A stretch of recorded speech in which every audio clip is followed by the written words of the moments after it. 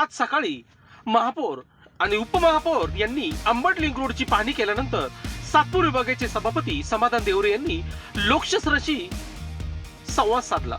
यावेळी त्यांनी अंबड लिंक रोडच्या दुरवस्थेबाबत तीव्र खंत व्यक्त केली। देवरे म्हणाले की नाशिक शहरातील विकास कामासाठी कुंभमेळा मंत्री गिरीश महाजन यांनी शहर अधिक सुंदर, स्वच्छ आणि सुशिक्षित राहावे यासाठी मोठ्या प्रमाणात निधी उपलब्ध करून दिला आहे। मात्र काही ठिकाणी सुरू असलेल्या कामांमुळे नागरिकांना त्रास सहन करावा लागत असून संबंधित यंत्रणांनी कामे तातडीने आणि दर्जेदार पद्धतीने पूर्ण करावे। सध्या पावसाळ्याचे दिवस असल्याने रस्त्यावर अनेक ठिकाणी खड्ड्यांमुळे पाणी साचलेले असते, त्यामुळे वाहन चालकांची विशेष काळजी घेण्याचे आवाहनही त्यांनी केले। पाण्याखाली खड्ड्याचा अंदाज येत नाही, त्यामुळे वाहनाचा वेग नियंत्रित ठेवा, विशेषतः रात्रीच्या वेळी अधिक सावधगिरी बाळगा, जपून प्रवास करा जेणेकरून अपघात टाळता येईल, असे आवाहन समाधान देवरे यांनी लोकशास्त्र न्यूजशी बोलताना केलं आहे। लोकशास्त्र न्यूज साठी बंटी आढाव, सातपूर।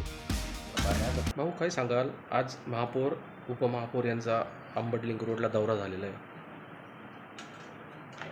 खरं तर दौरा होणं गरजेचं होतं, पण सकाळी जेव्हा आमचे महापौरांना माहिती कळाली की अंबड लिंक रोडचा जो काही DP प्लॅन आहे त्यानुसार काम चालत नाही आणि ज्या आपण कॉन्ट्रॅक्टरला सांगितलं होतं की एक साईडचा जो रस्ता जर बंद केला तर दुसऱ्या साईडचा रस्ता हा सुरळीत नागरिकांसाठी वाहन चाललं पाहिजे, हे जेव्हा त्यांच्या कानावर माहीत पडलं त्यांनी लगेच आमचे उपमहापौर विलासजी अण्णा आणि महापौरांनी दोघांनी लगेच आदेशित केलं, DOना फोन केला, बांधकाम विभागाला फोन केला आणि अर्जंट त्यांनी दौरा लावला।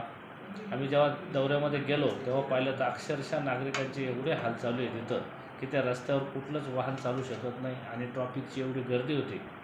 म्हणून जेव्हा संपूर्ण त्या पाहणीचा जेव्हा निष्कर्ष निघाला त्याच्यात असा निष्कर्ष निघाला की अतिक्रमण जे काही पुढं आलेले त्याच्यामुळं काय झालं, ड्रेनेजवाल्यांनी सेंटरला ड्रेनेज खोल आणि सेंटरचा रस्ता त्यांनी जेव्हा खोदकाम केलं आणि ड्रेनेज टाकल्यामुळं जो डांबरी रोड होता तो पूर्ण नाहीसा झाला आणि त्याचं पण पाणी त्या मातीवरती यायला लागली आणि अतिक्रमण जेव्हा काढले होते ते परत अतिक्रमण पुढं आले। त्याच्यामुळे जो काही रस्त्याची जी काही वाहतूक सुरळीत होत नव्हती, परंतु संपूर्ण अधिकाऱ्यांना महापौर उपमहापौर यांनी आदेशित केले ते अर्जंटमध्ये अतिक्रमण काढून त्या ठिकाणी जो आपला कच्ची खडी असते, मुरुम असेल ते टाकून सुरळीत त्या कॉन्ट्रॅक्टरने म्हणा किंवा महापालिकेने कोणी असो पण तो रस्ता सुरळीत करण्याचे आदेशित केले।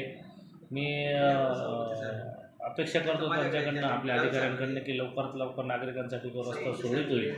परंतु मी नागरिकांनासुद्धा एक आव्हान करेल की जेव्हा आपल्या नाशिकमध्ये कुंभमेळ्याचे जे कामं चालू आहेत, माननीय आपले कुंभमंत्री गिरीशजी महाजन साहेबांनी आपल्याला भरपूर असा निधी उपलब्ध करून दिला, याच्यासाठी आपले नाशिक सुंदर, स्वच्छ आणि सुरक्षित करायचे, याच्यासाठी थोडासा त्रास होणार आहे। परंतु आपण जेव्हा वाहन चालवतो त्यावेळेस जेव्हा आपले पावसाळ्याचे दिवस असतात, कुठल्याही रस्त्यावरून जर आपण चालत असताना त्या पाण्याचं डबकं भरलेलं असतं तर त्या पाण्याचा अंदाज, कारण गढूळ पाणी असल्यामुळं त्याची खोली, डीप, खड्डा आहे की या लक्षात येत नाही। म्हणून सगळ्या नागरिकांनासुद्धा मी विनंती करेन की आपण ज्यावेळेस एखाद्या ठिकाणी रस्त्यावरून वाहन चालू त्यावेळेस त्या वाहनाचा पाण्यामधून जाताना थोडं सावकाश पद्धतीने गेले तर आपली सुरक्षा होईल किंवा आपल्याला इजा होणार नाही, असं मी नागरिकांनासुद्धा एक विनंती करेन। आजच्या दौऱ्याचं खूप महत्त्व ठरलं आणि कामकाजसुद्धा आमच्या विभागावरनं DOने आदेशित केलं सगळ्या विभागाला की त्याचं काम त्यांनी चालू केलेलं आहे, लवकरच रस्ता सुरळीत होणार आहे। आपण जर बघितलं या ठिकाणी अनेक रस्त्यांमध्ये झाडं देखील येत आहे, त्या झाडाच्या कटिंगबद्दल काय बोलणार? झाडाचं खरं तर कायद्याने उच्च न्यायालयाने सांगितले ऑगस्टपर्यंत, कुठले 15 ऑगस्टपर्यंत त्यांनी निर्णय दिलेला नाही, त्याच्यामुळं आपल्या अधिकाऱ्यांना कुठल्याही फाटीसुद्धा तोडायचा अधिकार नाही आहे। जेव्हा 15 ऑगस्टच्या दिवशी जो काही न्यायालयीन केस आहे त्याचा निर्णय होईल त्याच्यानंतरच आपल्याला मध्ये जे येणारे झाडं आहेत किंवा धोकादायक झाडं आहेत किंवा फांदे आहेत ते काढता येतात। लोकांनी लोकांसाठी उचललेले अस्त्र म्हणजेच लोकशास्त्र न्यूज।